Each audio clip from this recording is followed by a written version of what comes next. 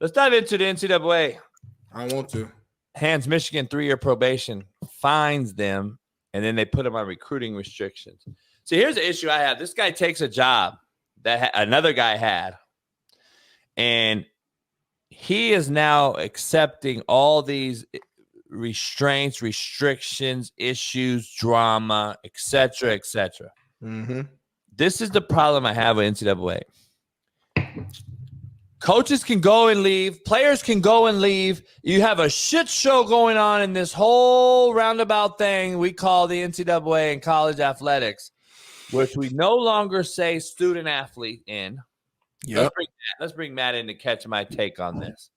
What's going on, Matt McChesney? My bad, man. Traffic was fucking nuts this morning. Ain't no my bad. This is right on time, man. Take your time. You good. Get ready. Go ahead, JB.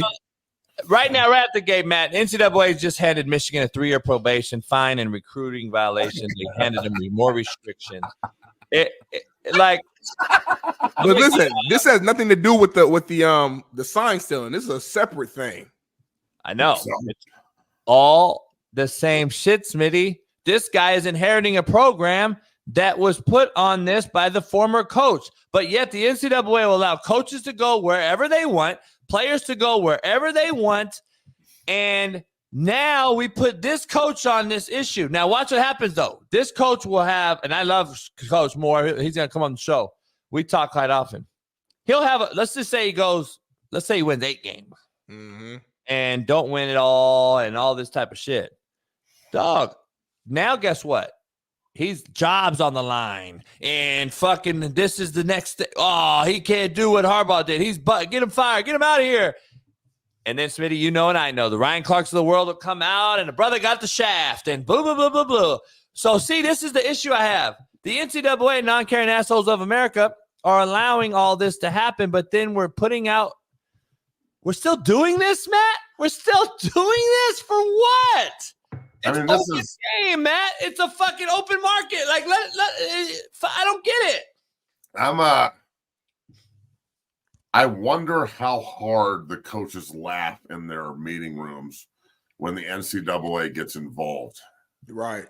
Like, so I don't know, maybe 2.5 months ago, when that USA Today story came out saying that me and my kid followed the team out of the tunnel at CU, right, at Stanford. Yeah. And we didn't even go to the Stanford game because it was a Friday night game and it was like 8:00 and it's too much. So we weren't even there. And we got CU got hit with a minor infraction. And I went up and interviewed Coach Prime, and off the record, he was like laughing his ass off about it. Like, this is kind of the rules that we have to abide by. And it's like his eyebrows raised, and he like looks at you like, so like, the NCAA is a nutless organization. They have no authority. They act like they do, but they can't really do anything. They can bark, and they still have a platform to like get news out there, and this like old school mentality of they broke a cheeseburger rule, or like they picked up a kid at the fucking airport in a taxi instead of an Uber, or they took him to the team, the team strip club instead of the other team strip club. Whatever they decided to do, whatever rule they broke, I don't really think that it holds a lot of water, bro. I mean, last year Harbaugh got suspended and he voluntarily just backed off. That was to avoid more drama for a national title team. He didn't have to do that. He just decided to. So knowing he was going to leave and knowing his team was the best in the country. So look, man, the NCAA just needs to go away. This has gotten to the point here where we keep talking about college athletics, especially football, and we are just sitting here harping on the fact that they are doing just about everything wrong. I mean, are they doing anything right? Is college football doing anything right now? No, I just read a text from a Power 5 Division I head coach that I was talking. I mean, a Power 5 OC buddy of mine who's I don't want to give his name, but it's not Garrick McGee either, because I always talk to Garrick. This is not Garrick. He hit me up and said, JB, he's like, you're absolutely 1000% right when you and Matt discussed the fact that this is JUCO. He goes, these young men are being used at an all-time level, and you are absolutely correct. This is JUCO ball at its highest. I told a JUCO player the other day that I wanted to sit down with him to see how he would handle being with new players every 12 months. So I wanted to ask you, how did you handle the turnover every 12 months as a JUCO? So we talked on the phone for a while.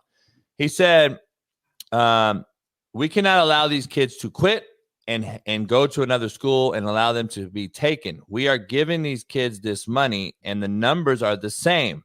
Less than 1% will go to the NFL, and even less than 1% will graduate in this current landscape, and they will not find a job paying them the money that we are giving them. So, like, there's something going on, Matt, that is it. And then he went on to talk about 7-on-7, how it's ruining DBs, wideouts, and quarterbacks.